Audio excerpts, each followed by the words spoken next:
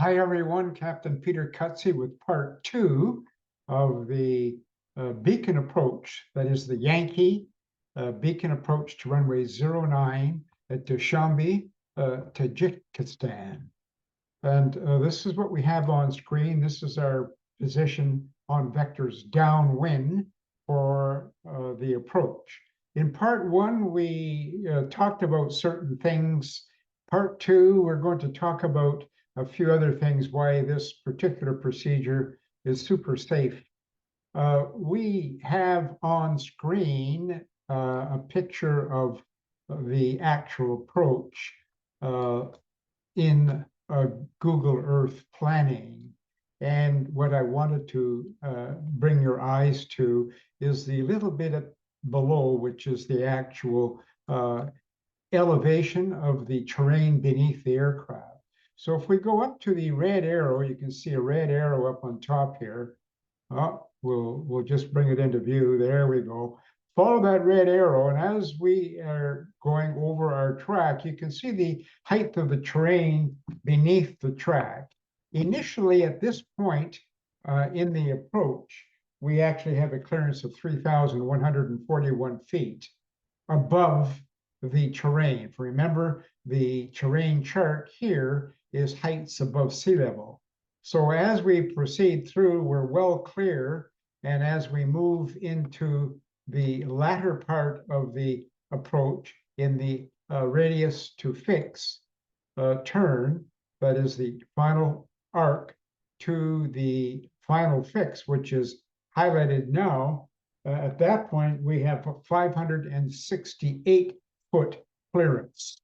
So these are the two critical points in the approach, and we're quite safe in our operation in flying it. That's something I wanted to point out to you that I didn't before.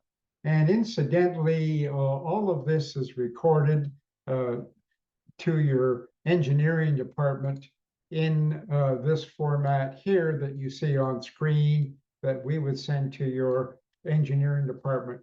The FMS coordinates for the points involved are here in a WGS84 format, and as applicable, the chart lat and long. They are blank from view for obvious reasons. They're copyrighted, of course, in my company's name. And if you are interested, we'll send you your engineering department a form similar to this, where they can contact your database provider and have them inserted in an offside database that you can use in your simulator for a 3-month period trial, no charge, after we discuss a contract, free of charge for the first 3 months, and extendable if you want to train more crews. And my company, Lat Long Global, will help you in consulting in how to do this training.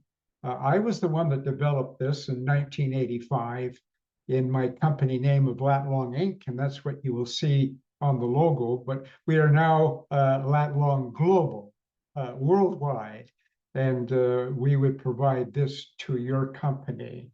And over here in these columns on this form are the FMC altitudes that would go into the FMC, and the height of the terrain below at these points, and the clearance. And there are the clearance points. This point here is the radius to fix arc to touchdown, and this point here is the final approach fix, which is the, we showed you that a little while ago here. And that is this point here, which is DU27 alpha. Your database provider will code the coding for these waypoints in accordance to the format that is mandated for database from your country. That's okay. And they can be bench tested first before you put them in the simulator. All right, so let's get back to today's view. We are downwind at, we'll bring in the, let you have a look at the primary flight display and the nav display here. There we go. We're downwind at 6,000 feet, and we are back to flaps 1. We're on vectors, and we will be turning on vectors to intercept the final approach course inbound. I want to mention again, as I mentioned in the first video, that the importance of monitoring the barometric altitude, the radio altimeter, and also the VSD. A combination of all three are most important throughout this operation as we feed the MCP with the correct settings, and that would come in training that we would give your company as part of a contract. And there we go. So let's go ahead and go dynamic, and let's do this approach again. It should be done in a visual environment. We're dynamic now, and we want to ensure that all the sound is off. And we will be turning base leg very shortly.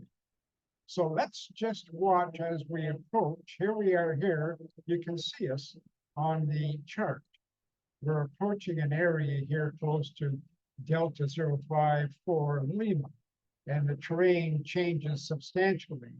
And that is part of our training, using a live map in the training, which we record, by the way, and upload it into a secure server that we have, so that the students and the clients can review their session, which is an enhanced and a more modern way of doing it. Listen, I've been instructing for 60 years, and at no time did we ever use, and we were allowed to use, the recording in a complete session, because pilots were upset about, and instructors were upset about people watching. Well, we have to forget that. We have to think about safety. So here is the high terrain visually, and here we can see it on the map, and we can see it down here on the VSD.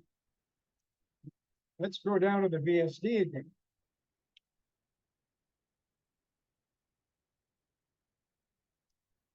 So we're having a look at it here as we're coming into higher terrain again, and you can see that.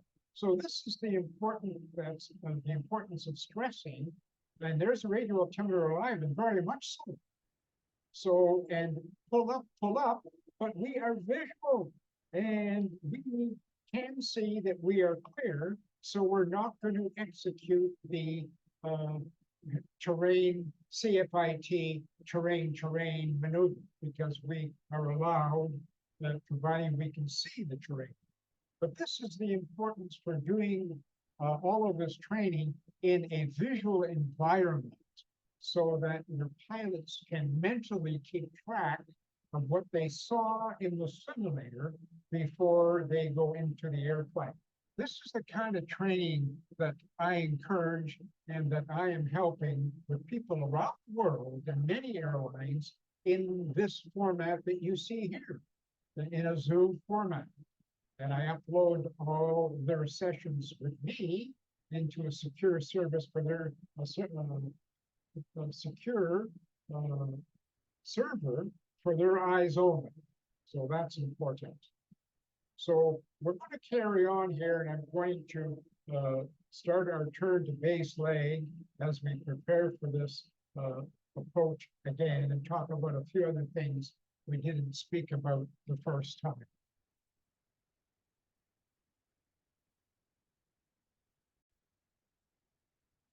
Let's look at the terrain to the north to better appreciate the training. Please, my recommendation is to do it the way you see it here, that we're doing it in the simulator.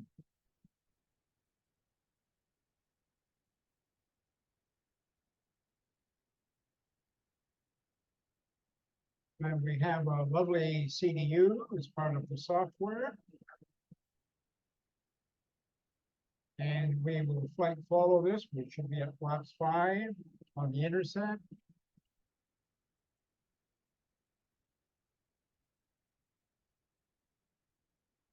And we'll set flaps 5 speed.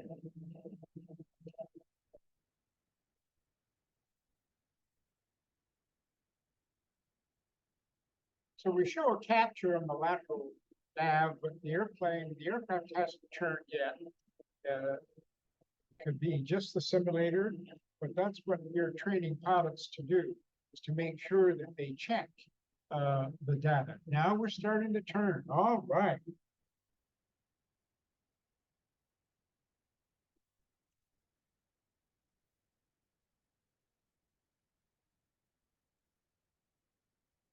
And the adjustment to the course on the heading.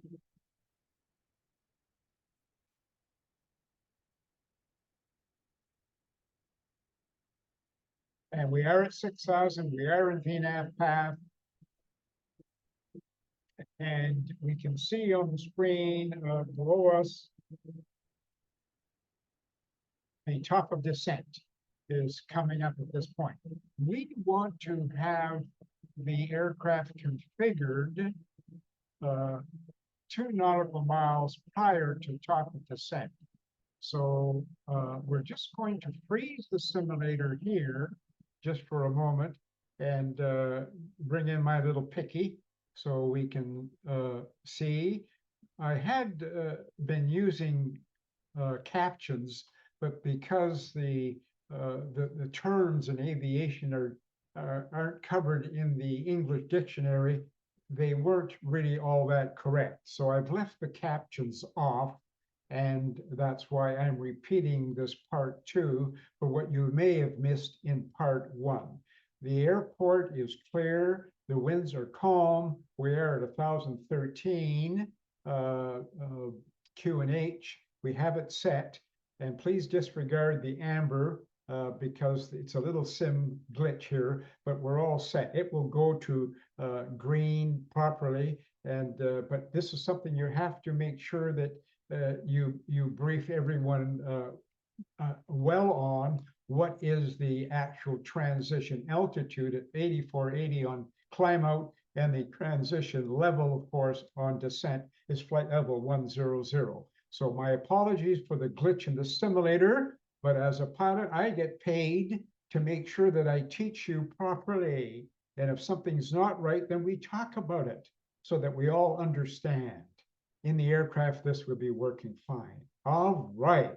We have roughly 8 items to accomplish when we approach the 2 nautical mile point from top of descent. I like to think in threes. And the threes that I'm talking about, the first 3 are VNAV hat. Correction. We'll set the MDA first on the MCP. All right. And now something that we haven't set right now, and I've just noticed, and we'll pause all of this, is I'll set the minimum. So I'll pause the recording, set the minimum, and come back to you. Hey, we're back with you. We've set our minimum of 40-40. I find, first of all, at this airport, there is no ban on circling maneuvers. That is, there's nothing mentioned on the Jefferson chart and regarding the fact that you cannot circle to land. Normally, it's in this section of the JEPI chart or the Lido chart in their format. That's where the comments about circling to land. Well, there are no comments, and there is nothing on the charts that for this airport, as far as I know so far, that ban circling to land. I've chosen 40-40 as the NDB minimum, which I think is a wise minimum for an NDB approach. 1,465 feet above airport elevation, and you would follow your company SOPs. I feel that's quite reasonable, so that's what we've got selected here. Remember, on the MCP later, we're going to set a minimum Remember, we're doing this in VNAV, and the minimum I'm going to select here will be just above the runway threshold. That is the landing threshold, not the takeoff threshold. All right, so we're going to use 2,700 feet when we come up to doing these items. So the first thing we would do is set 2,700 feet, and then we would go